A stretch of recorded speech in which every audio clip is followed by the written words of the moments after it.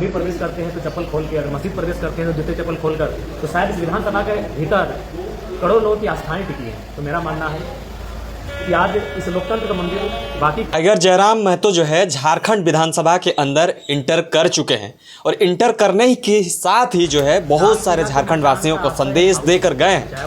जब विधानसभा इंटर कर रहे थे तो उसी दरमियान जब मीडिया के सवाल उन्हें किया गया कि आप जो है अब पहली बार जो है इतना आंदोलन करने के बाद आज पहली बार विधानसभा के अंदर जा रहे हैं, क्या कुछ मुद्दा को लेकर जा रहे हैं। लेकिन उनका पहला मुद्दा था, पहला बातें जो उन्होंने कहा कि तमाम किसान वर्ग, छात्र वर्ग के लिए जो शोषित पीड़ित है उनकी आवाज़ को बुलंद करने के लिए हम विधानसभा के अंदर जा रहे हैं।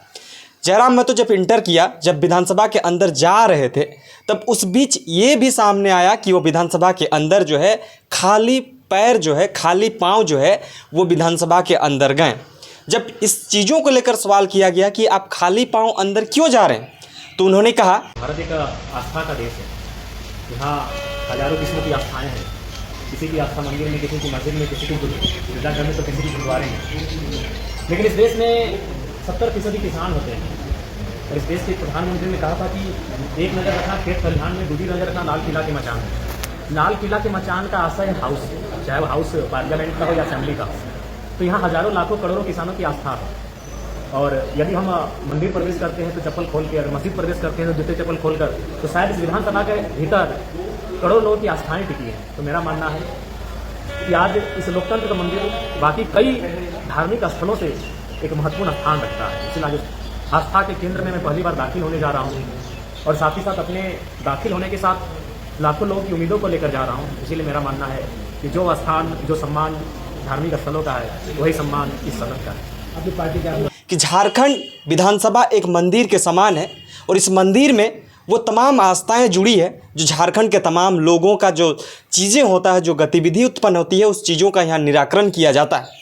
इसलिए उन्होंने कहा कि ये मंदिर से कम नहीं है। इसलिए मैं झारखंड विधानसभा को साक्षी मानकर, झारखंड विधानसभा को एक मंदिर की तरह मानकर, ऐसे भी मंदिर माना ही जाता है, लेकिन चप्पल को बाहर में रखकर, जूता को बाहर में रखकर वो जो है अंदर गए। और अंदर जाने के साथ ही जो है कुछ सोशल मीडिया में फ़ोटोज़, वीडियोज़ वायरल हो रहे हैं। बहुत सारी चीज़ें जो हैं आज झारखंड विधानसभा के अंदर होनी है। तमाम जितने भी नवनिर्वाचित विधायक गए हैं वो सारे जो है शपथ ग्रहण करेंगे। कितना हद तक शपथ हो तो पता है, क्योंकि बहुत सारे नवनिर्वाचित विधायक हैं, उनको सभी को शपथ दिलवाना है। बहुत सारे चीज़ें पे वहाँ पे काम होनी है। पहला सत्र है सरकार बनने के बाद, और उसी में से जो है सबसे चर्चा का विषय जयराम महतो बना हुआ है।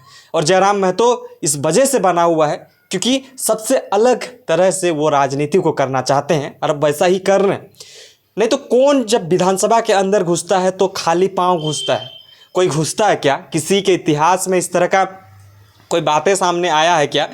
और झारखंड विधानसभा के अंदर पहली बार 29 वर्ष का जो है टाइगर जयराम महतो अंदर घुस चुका है और वहाँ पे जो कुछ भी चीज़ें निकल के आएंगी, तमाम चीज़ों की जानकारी आप तक हम पहुँचाने का कोशिश करेंगे।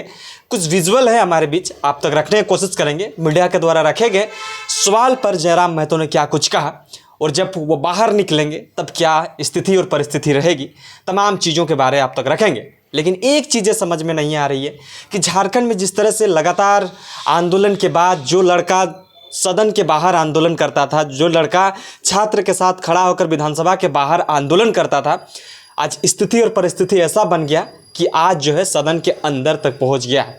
और इसका पहुंचने का जो कारण है कड़ी संघर्ष और जनताओं का जनादेश, जिस वजह से जो है आज वो झारखंड विधानसभा के अंदर गया है और 5 सालों तक वो एक माननीय विधायक के तौर पर, डुमरी विधायक के तौर पर काम करेंगे।